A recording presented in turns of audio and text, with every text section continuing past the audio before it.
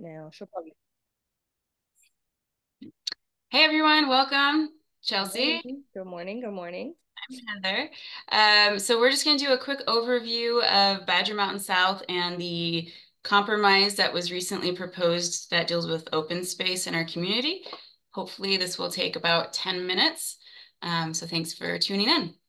As most of you know, some background, our community is governed by the land use and development regulations, and every couple of years these get updated and amended. We are currently in the amendment process. It started in 2021. So it's been going on for a few years now. And what we're focused on today is this definition that they added in the proposed amendments that says additional open space may be established or used for stormwater facilities or growing of grapes or other purposes.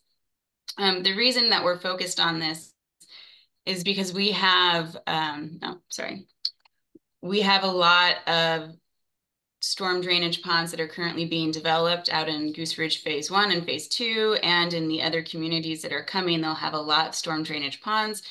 And we have some rules that we'll look at in a little bit that would say this new amendment would allow them to be counted as parks.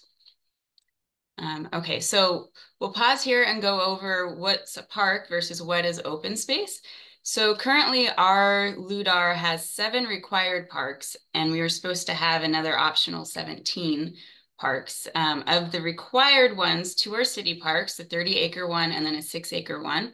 And then we'll have 5 local community parks like the one up in West Vineyard, where it's an acre in size, and then they have to have a certain amount of amenities with that, such as benches, lighting, water fountains, shade structures, play structures, and they can kind of like choose what they want in those parks, but they are required to have play features.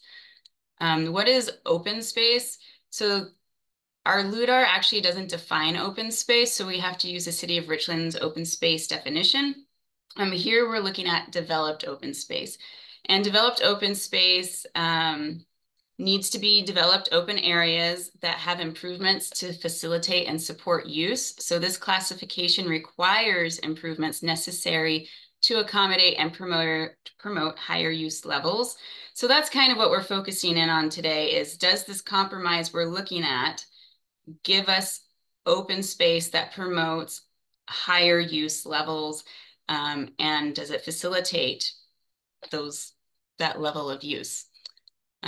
So taking a closer look at Goose Ridge Phase 1 and 2, we have in this proposed map all of these storm drainage ponds, and these storm drainage ponds are currently classified as open space.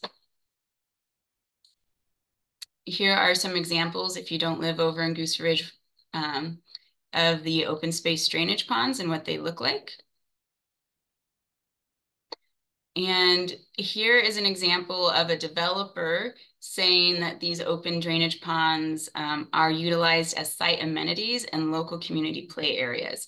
This is literally, literally the storm drainage pond that this refers to as a local community play area.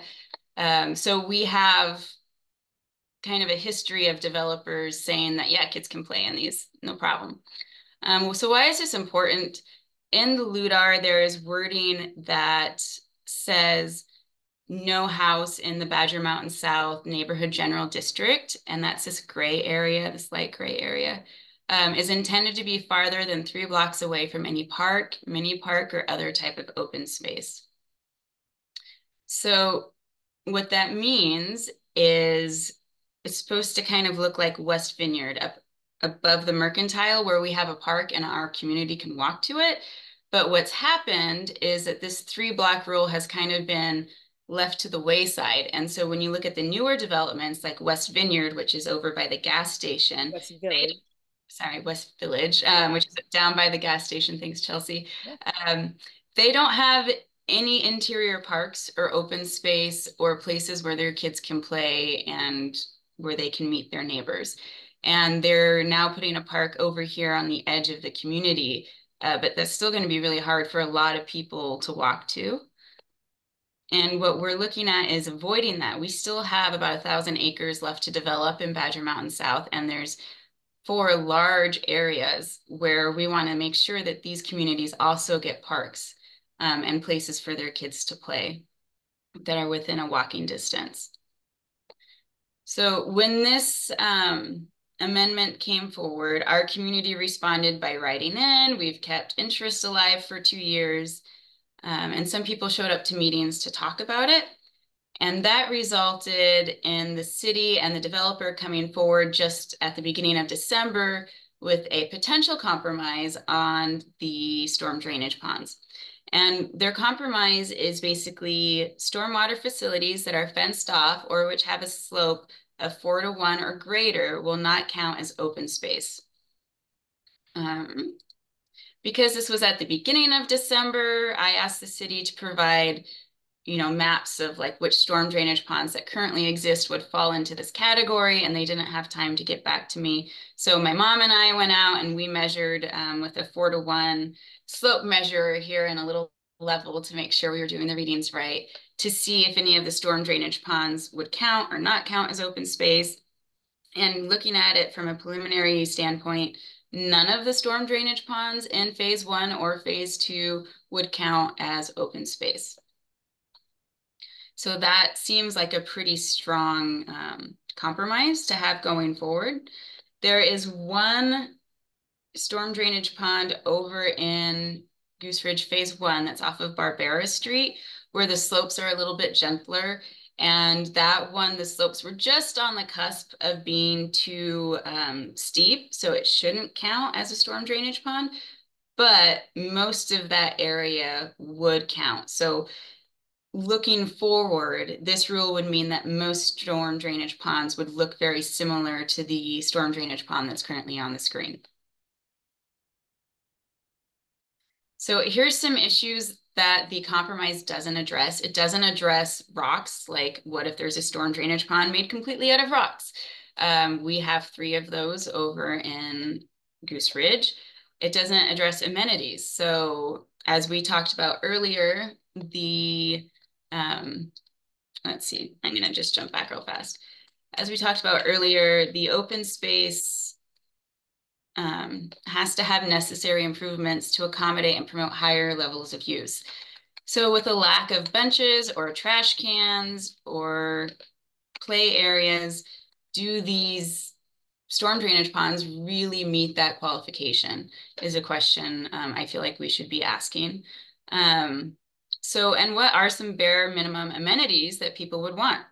Also, it doesn't address parks. So this is like the major part of the compromise is that it basically says, okay, we're not going to give you the parks, the extra 10 parks that you want. You'll get the 7 required ones, but the extra 10, we're not going to do that. We're going to have these usable storm drainage ponds.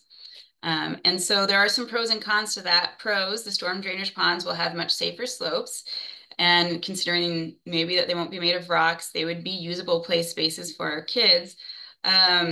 And it's also less costly for future HOAs to maintain.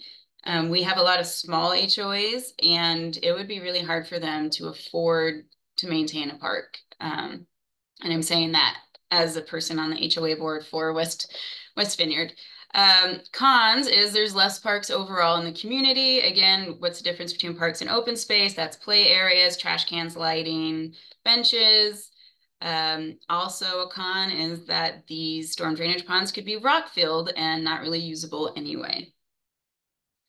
So the question to those who are listening to this today is this a compromise the Badger Mountain South community feels is fair and reasonable? Is having usable stormwater ponds a fair trade-off for the parks? And is there more you'd like to ask of the compromise? For example, can we make it more usable to a higher level, like Richland Municipal Code asks of open space? Can we ask for benches and trash cans? Do you want to exclude storm drainage ponds made of rock? And if you decide to write in, keep in mind that the amendments for, or talk at the city hearing examiner meeting, keep in mind that the amendments for the LUDR have to promote public health and safety and welfare. So if you want to tie that into your opinion, whether you think that this is a great compromise and it meets these, or whether you think this compromise needs more meat to it, feel free to tie this in as well. Again, that's Richland Municipal Code 19.90.030. And that says that amendments to the LUDR need to promote public health, safety, and welfare. So here are some next steps that you can take. The hopefully last meeting at the Planning Commission level about these amendments is going to be January 24th at 6 p.m. Please come and talk. Have your kids come and talk if they feel passionate about rocks and play areas and open space. What you'll need for that evening is you'll get like a 3-minute period to talk. You'll have to state your name and your address for the record. And then you just say what you'd like to say. I will say, as a person on the Planning Commission, that when people go and talk, it has a lot more weight than when people write in. Generally, when we get the written in stuff, we get it as we're walking in, and we have like this whole stack that we have to read through, and we've got like 5 minutes to do it. So going in and talking in person will hold the most sway. You can also write in. These will be emailed to Mike Stevens, which is mstevens@ci.richland.wa.us. I'm sure we'll drop the links in the Facebook post. If you do email in, please direct your emails to the Planning Commission and not to Mike Stevens. Also, please try to be respectful in your opinion and how you say it. Okay. No one's here to ask questions or concerns, but if you have any, you can drop them into the comment section and I will hop on and answer questions. Chelsea is taking a Facebook sabbatical, so it'll just be me. All right, thanks everyone for tuning in. Hopefully we covered this well. You guys rock. Oh, Happy New Year also. Thanks, Bye. friend.